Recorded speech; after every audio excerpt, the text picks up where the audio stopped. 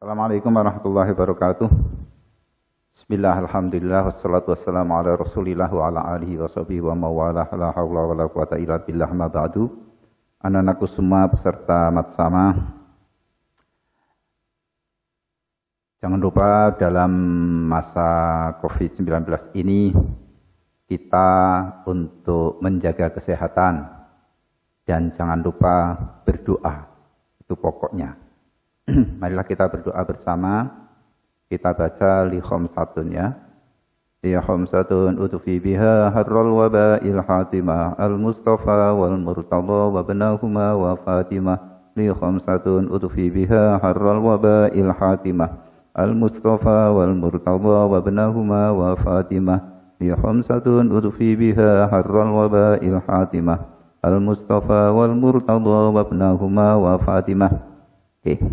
Mudah-mudahan kita semuanya sehat dan jangan lupa tetap menjaga protokol kesehatan. Anak-anakku semua, materi pada saat ini saya akan menyampaikan kaitannya dengan Ahlus Sunnah wal Jamaah. Yang menjadi persoalan bagi kita sekarang ini hampir semuanya mengaku Ahlus Sunnah wal Jamaah. Saya hanya ingin menyampaikan ciri-ciri Ahlus Sunnah wal Jamaah yang sebenarnya. Pertama, istilah Ahlus Sunnah itu kan Ahlus Sunnah berarti orang-orang yang mengikuti jejak Rasulullah sallallahu alaihi wasallam. Kemudian wal Jamaah berarti mengikuti jejak para sahabat dan salaf sholihin, ulama-ulama salaf dahulu. Nah, prinsip dari hal tersebut kita banyak yang menyampaikan sebagai orang Ahlus Sunnah wal Jamaah, akan tetapi tidak memiliki akhlakul karimah, akhlak yang sebagaimana telah dicontohkan oleh Rasulullah sallallahu alaihi wasallam dan juga para sahabat radhiyallahu anhum. Anak-anakku semua, bahwa Ahlus Sunnah wal Jamaah yang sekarang ada, hampir dibilang yang kita ikuti adalah Ahlus Sunnah wal Jamaah An-Nahdiyah yang dikembangkan atau dilestarikan oleh Nahdlatul Ulama yang diprakarsai oleh Hadratus Syekh Kiai Haji Muhammad Hasyim Asy'ari. Beliau Hadratus Syekh dalam merumuskan Ahlus Sunnah wal Jamaah bahwa dalam bermadhab fikih mengikuti 4 madhab, yaitu madhab Imam Abu Hanifah, madhab Imam Malik, madhab Imam Syafi'i, dan madhab Imam Ahmad bin Hambal. Itu dalam madhab fikih.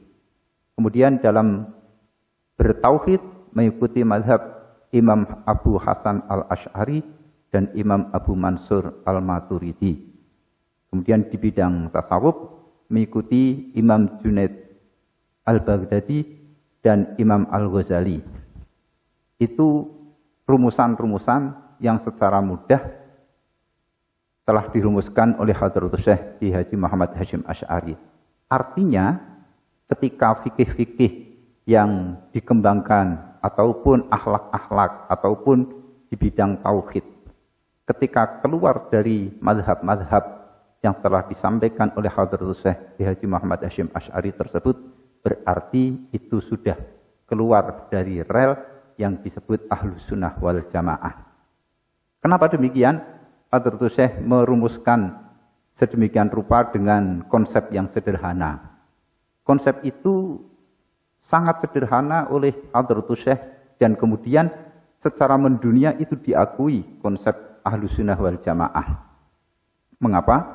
Karena beliau Hadratus Syekh Kiai Haji Muhammad Hasyim Asy'ari memilih madhab-madhab itu tidak sembarang memilih, melainkan sudah hal-hal yang berkaitan dengan seberapa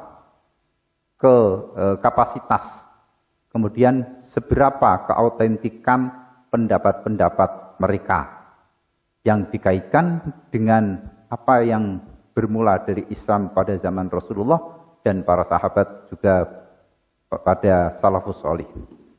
Itu yang dikembangkan. Artinya, bahwa 4 mazhab, misalnya Imam Abu Hanifah, Imam Malik bin Anas, kemudian Imam Syafi'i dan Imam Ahmad bin Hambal, masing-masing memiliki literatur yang jelas, memiliki pendapat yang jelas yang bisa dipertanggungjawabkan. Kemudian hal-hal para imam tersebut juga memiliki pengikut yang jelas. Berdasarkan hadis Nabi, kaitannya dengan masalah yang pengikut-pengikut tersebut itu ittabi'u sawadil a'zam, ikutilah golongan yang besar. Artinya Hadratus Syekh Kiai Haji Muhammad Hasyim Asy'ari memilih kelompok-kelompok Islam yang mana pengikutnya paling banyak. Juga literasinya jelas. Sejarah hidupnya beliau juga jelas. Itu yang pokok. Jadi sejarah hidup mulai dari biografi para imam madhab itu jelas mereka adalah orang-orang yang terjaga akhlaknya, terjaga muruahnya, terjaga semuanya dari akhlak-akhlak yang tercela ataupun akhlak-akhlak yang bisa mengurangi prestis seseorang. Itu kaitannya. Semua madhab yang dipilih oleh Hadratus Syekh memiliki biografi yang spesial, yang khusus, yang mana setidaknya maksimal mengikuti apa yang telah dilakukan oleh Rasulullah Sallallahu Alaihi Wasallam. Anak-anakku semua, karena itu kita tidak perlu yang namanya sekarang ini banyak Islam ini Islam dan lain sebagainya, sudah. Nggak usah kemudian melirik mereka, karena mereka semua banyak yang mengatasnamakan Ahlus Sunnah wal Jamaah. Sementara kita sebagai kalangan Nahdliyin juga berdasarkan Ahlus Sunnah wal Jamaah. Organisasi yang paling tegas mengikuti ajaran Ahlus Sunnah wal Jamaah hanyalah NU. Itu tertulis dalam anggaran dasar, anggaran rumah tangga, bahkan dalam muqaddimah. Kalau dalam istilah Undang-Undang Dasar 45 itu pada pembukaannya sudah jelas mengikuti ajaran Ahlus Sunnah wal Jamaah. Itu secara tegas mengikuti seperti itu. Kemudian ketika banyak orang yang menyalahkan ajaran-ajaran NU, mereka-mereka yang sekarang muncul, nggak usah dihiraukan. Kalau kita mampu menjawab, oke, jawablah. Karena sebenarnya kita punya dalil-dalil yang cukup kuat kaitannya dengan pertanyaan-pertanyaan mereka yang melemahkan akidah kita. Misalnya ada yang mengatakan bahwa ziarah kubur itu syirik dan lain sebagainya. Kita sebenarnya punya dalil-dalil yang kuat di kalangan Nahdlatul Ulama. Karena ini sifatnya sama masih dasar, ya pokoknya ikutilah apa yang dilakukan oleh Nahdlatul Ulama. Itu prinsip kita. Karena kita sebagai orang awam hanya sifatnya mengikuti. Hanya mengikuti. Yang penting kita mengikuti ulama yang jelas. Ulama-ulama yang mana secara kredibilitasnya, kemudian kapasitasnya, keilmuannya di kalangan Nahdlatul Ulama itu tidak tertandingi dibanding dengan Islam-Islam yang lain. Kita contohkan. Misalnya Hadratus Syekh Kiai Haji Muhammad Hasyim Asy'ari selaku pendiri NU. Siapakah Hadratus Syekh Kiai Haji Muhammad Hasyim Asy'ari itu? Beliau bukan ulama nasional, tetapi ulama internasional. Jaringan-jaringannya sudah internasional saat itu. Kemudian pangkat Hadratus Syekh itu bukan sembarang orang bisa memberikan label Hadratus Syekh. Hadratus Syekh enggak seperti sekarang dengan ceramah Hadratus Syekh. Loh, itu sebuah panggilan. Kalau pada zaman Hadratus Syekh Haji Muhammad Hasyim Asy'ari, Hadratus Syekh itu sebuah titel. Ibaratnya ada profesor, ada ada doktor dan lain sebagainya. Nah, Hadratus Syekh itu sebuah titel diberikan kepada seseorang yang sudah hafal, paling tidak hafal 6 kutubus sittah, kitab-kitab hadis. Ada Sahih Bukhari, ada Sahih Muslim, ada Sunan Abi Dawud, Sunan Nasa'i, dan sebagainya, Musnad Imam Ahmad dan sebagainya, itu sudah hafal. Padahal kita menghafal hadis arba'in saja nggak hafal. Padahal hadis arba'in tidak disertai sanad, hanya langsung misalnya Amirul Mukminin Umar bin Khattab radhiyallahu anhu. Qala Rasulullah SAW, itu nggak seperti itu. Itu potongan hadis langsung pada matan hadis.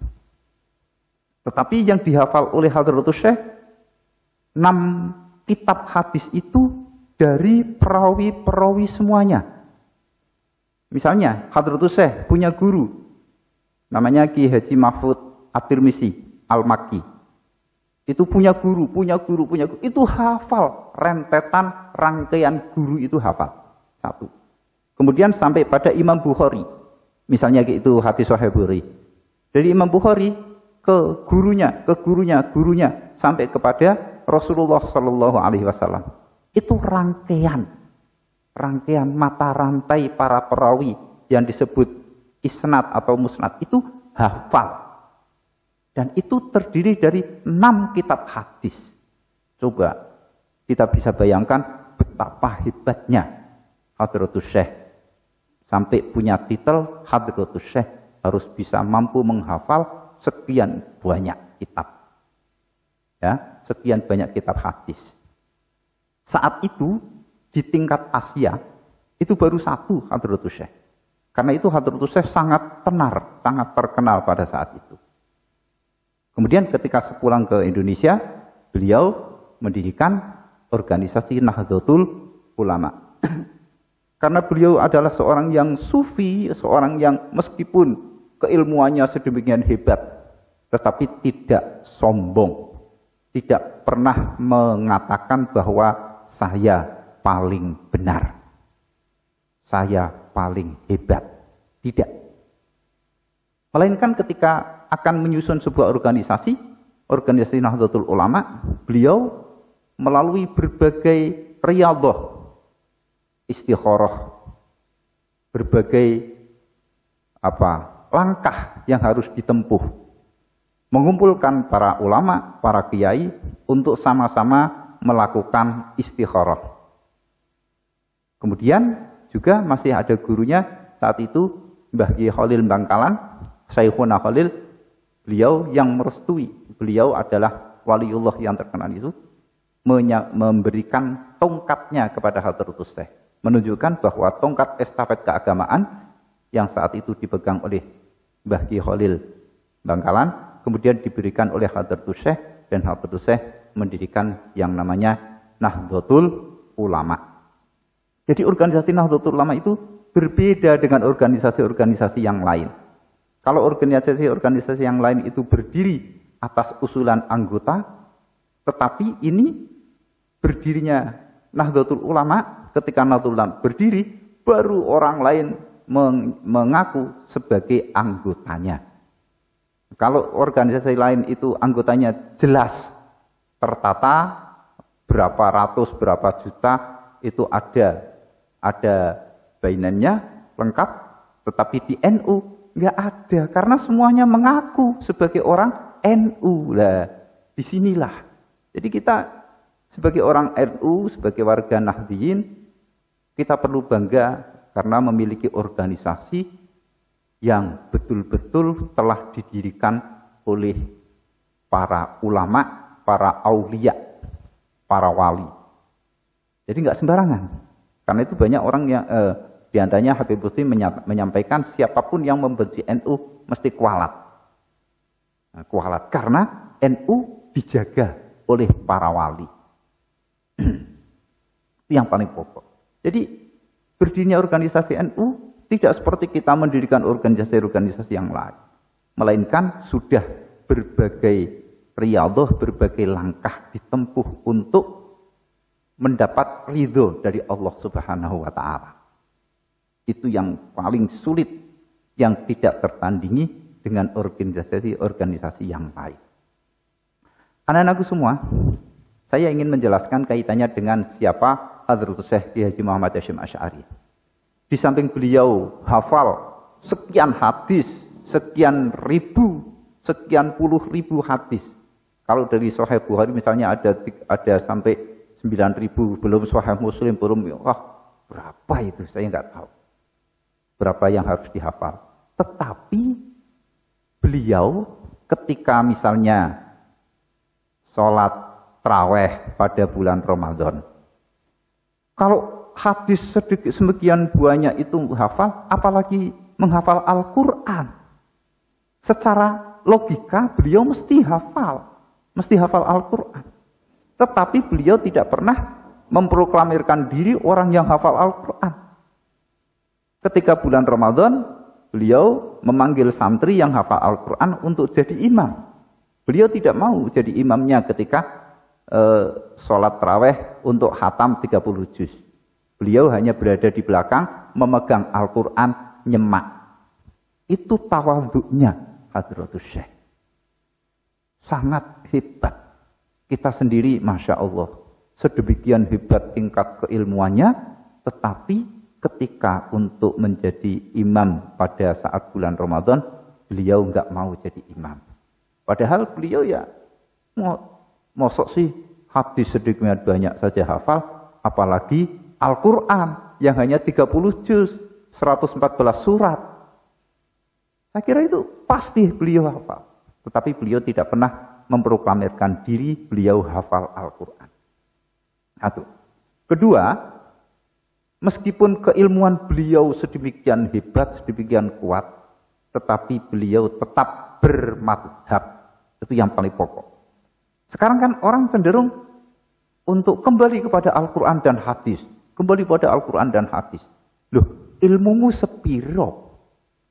Kenapa harus mengambil langsung pada Al-Quran dan hadis? Hadratus Syekh yang sedemikian banyak hafal Al-Quran, kemudian hafal banyak hadis itu juga tidak berani menyatakan kembali pada Al-Quran dan hadis. Melainkan harus bermadhab, mengikuti madhab-madhab yang ada. Nah, jadi sikap tawadhu'nya, sikap keilmuannya memenuhi semuanya. Sehingga disitulah keberkahan organisasi NU. Hadratus Syekh sebagai sosok figur yang diakui oleh internasional, apalagi sekedar nasional. Pada saat kemerdekaan, Presiden Insinyur Soekarno banyak melakukan komunikasi, melakukan dialog, minta fatwa kepada Hadratus Syekh, termasuk hari kemerdekaan, termasuk Pancasila dan lain sebagainya. Banyak minta fatwa kepada Hadratus Syekh Kiai Haji Muhammad Hasyim Asy'ari karena mengakui betapa hebatnya Hadratus Syekh, meskipun beliau tidak pernah memproklamirkan diri sebagai orang hebat. Nah, itu yang perlu kita tiru dan kita cukup bangga, dan marilah kita teruskan langkah-langkah ataupun gerak-gerak yang menjadi tujuan didirikannya organisasi NU. Yang paling pokok sekarang didirikannya organisasi NU itu untuk melestarikan faham Ahlus Sunnah wal Jamaah. Nah, faham Ahlus Sunnah wal Jamaah dalam kekinian tentunya kita harus mengikuti perkembangan zaman.